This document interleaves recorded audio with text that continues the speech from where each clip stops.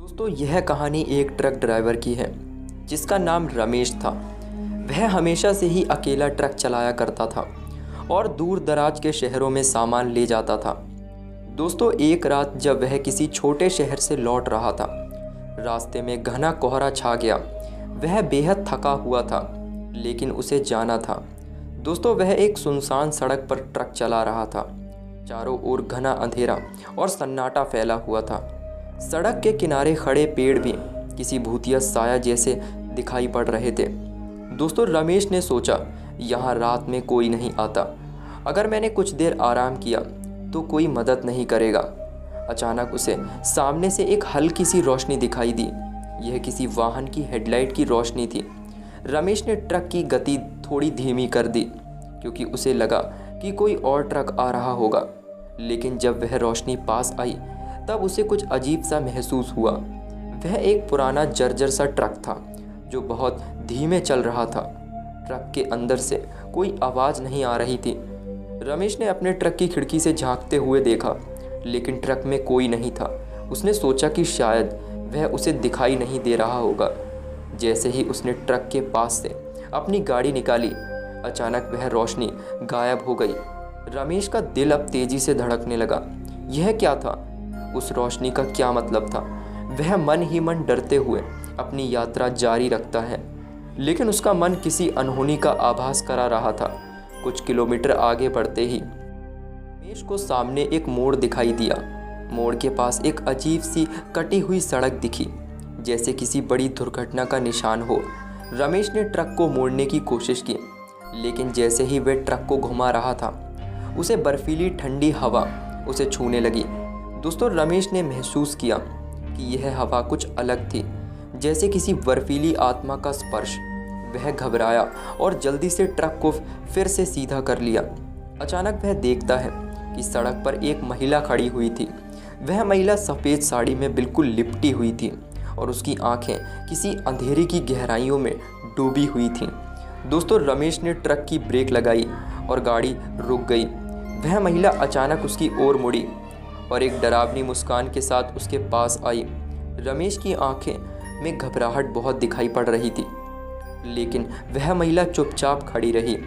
तुम मुझे क्यों देख रहे हो? उसने धीमी आवाज़ में कहा। दोस्तों रमेश के मुंह से आवाज़ ही नहीं निकल पा रही थी। वह थोड़ी देर तो घबराया और उसके हाथ ट्रक के स्टीयरिंग व्हील से भी कांप रहे थे।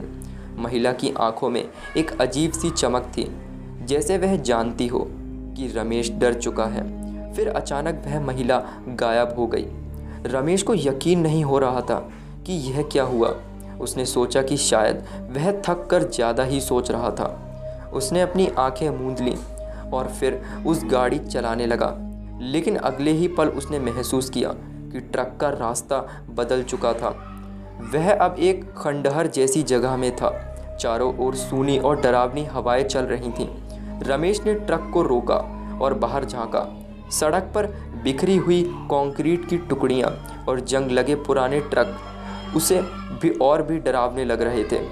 तभी अचानक उसे फिर से वही महिला दिखी, लेकिन वह महिला पूरी तरह से उसकी ओर दौड़ रही थी और उसके पैर दूर से दिखने में उल्टे दिखाई पड़ रहे थे। देखकर रमेश की रूह कांप गई। उसने तुरंत ट्रक की गति बढ़ा ली, लेकिन सड़क अब एक संकरे पुल में बदल गई थी।